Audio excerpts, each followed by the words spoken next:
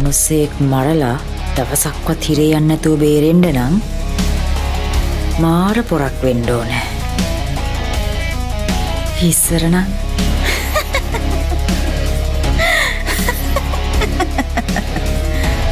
මට මාර පොරක්. දැන් හරිනේ. මගේ ජීවිතේ මම කරපු වැරදි 10ක් ආපහු හදාගන්න අවස්ථාව දෙනවනම් ඒ 10 පාරම මම හදන්නේ ඊළඟට මගේ අතින් වෙච්ච වැරද්ද. ඒක උනේ කේන්තියෙන්ද. හැබැයි මට ඉවසන්න තිබුණා.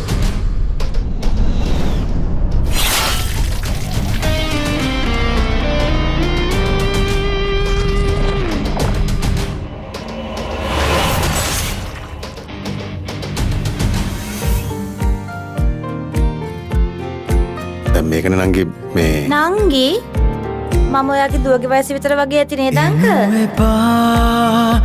ආයේ ඇගේ සුවඳ නැති හුළඟවත් මට එපා.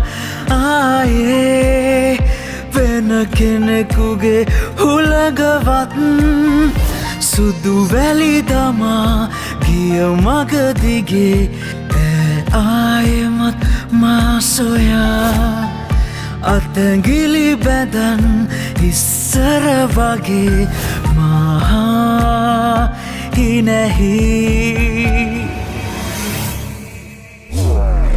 අද පස්වරු 1ට පමණ කොළඹ වේලවීදිය ප්‍රදේශයේ තිබී ගමන් බෑගයක හිසසුන් කාන්තා මනසිරුරක් හමු වී තිබෙනවා. මේ මිනිස්සේ යකෙක් වගේ මිනිස්සෙක්.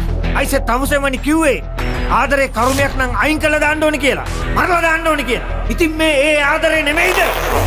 ගොඩක් අපරාධවල හොයන්න තියෙනවා කියනවා වගේ කවුද එක කළේ කියලා විතරයි. මේක කවුද කළේ කියලා හොයන්නත් ඕනේ.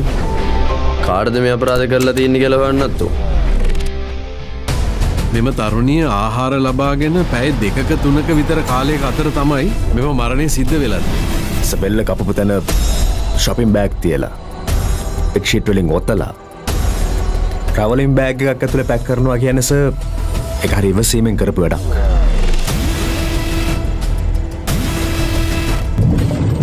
සමහර විට මේ හිස කඳින් මෙන් කරන්න නැත්නම් පොලිසිය නොමග යවන්න වෙනවා.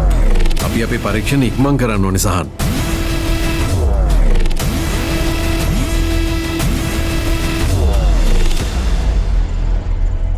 දැන් ඉතින් මොනවා හෙව්වත් බේරෙන්න හම්බෙන්නේ නැහැ.